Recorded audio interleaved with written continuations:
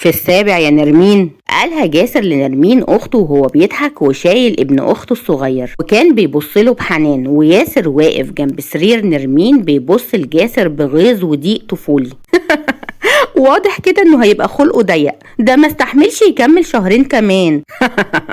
طالع لخاله ياسر بتذمر، قصدك طالع لابوه اللي انت مش راضي تخليه يشيله ده. بص جاسر بجنب عينه لياسر ببرود وقال بس يا بابا، ورجع يبص لنرمين بحنان وقال ربنا يبارك لك فيه يا حبيبتي، هتسميه ايه بقى؟ جاسر، نطقتها وهي بتبص لاخوها وبتبتسم بحنان. وسعت ابتسامته وبص لياسر بتهديد وقال بتوعد حسك معترض. هز ياسر راسه بالنفي بسرعه وقال برجاء لا والله، بس اديهولي اشيله. ضحك جاسر بمرح واداله ابنه الصغير برفق. شاله ياسر بحنان وبيبصله وهو بيردد اسمه جاسر، ياسر شريف راضي، عشان تختفي ابتسامة ياسر وهو بيقول بتذمر اسم وحش قوي. بصله جاسر بحدة عشان يبتسم ياسر ببلاهة ويقول بسرعة انا قصدي على اسم يا باشا، مش لايق ورا اسم سعادتك طبعا. ضحك جاسر بمرح غصب عنه وقضى وقت لطيف مع اخته وجوزها. ابتسم لما جه في باله اللي حصل من كام ساعة. كان جاسر في شغله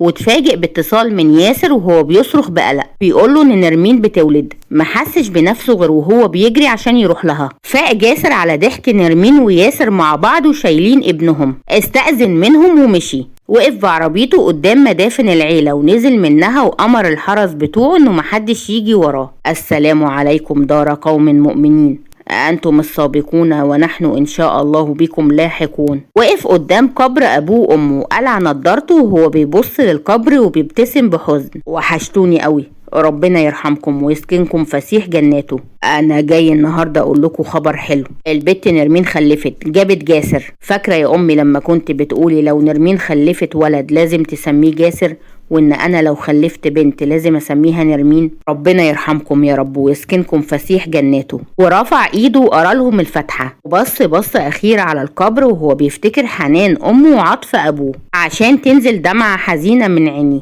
مسحها بسرعه وركب عربيته ومشي عشان يرجع لبيته. في الطريق جاله مكالمه من الدكتور اللي عمل لرؤى عمليه القلب والمسؤول عن حالتها. فتح الخط وقال بهدوء خير يا مختار. الدكتور بسعادة عشان عارف ان الخبر اللي هيقوله له هيكافئوا عليه مكافأة حلوة. جاسر باشا، اخر اشعاعات وتحاليل اتعملوا لمدام رؤى بيقولوا ان خلاص القلب استقر في مكانه بشكل كامل، مش محتاجة تاخد الادوية تاني. عليت دقات قلبه بفرحة وابتسم ابتسامة واسعة. كان عايز يصرخ زي الطفل الصغير اللي اخد جايزة. قال بفرحة للدكتور بكرة الصبح هيكون في حسابك 1,000,000 جنيه. الدكتور كان هيجيله سكتة قلبية من شدة الفرحة. بدأ يشكره بشدة وسعادة لدرجة ان جاسر قفل التليفون في وشه وهو بيقول بضيق خرمت طبلة ودني. وسعت ابتسامته وهو بيفتكرها وهو بيقول لها الخبر ده. اكيد هتطير من الفرح. وصل لبيته وجري بسرعه وطلع لاوضتهم وفتح الباب جامد عشان يلاقيها بتلتفت ناحيته وهي بتقول بضيق نفسي مره تخبط قبل ما تدخل. سيطر على دقات قلبه وهو بيقرب منها وقعد قدامها على السرير. كان بيتنفس بصعوبه من سرعه دقات قلبه. مسك ايديها وهي بتبصله باستفهام عشان يقول بفرحه قلبك قلبك قلبك بقى بخير. رؤى انت بقيتي كويسه، بقيتي كويسه، بقيتي كويسه، والله بقيتي كويسه. شاف ملامح وشها المندهشه المصدومه وهي بتصرخ وبتقول بفرحه انا بقيت كويسه؟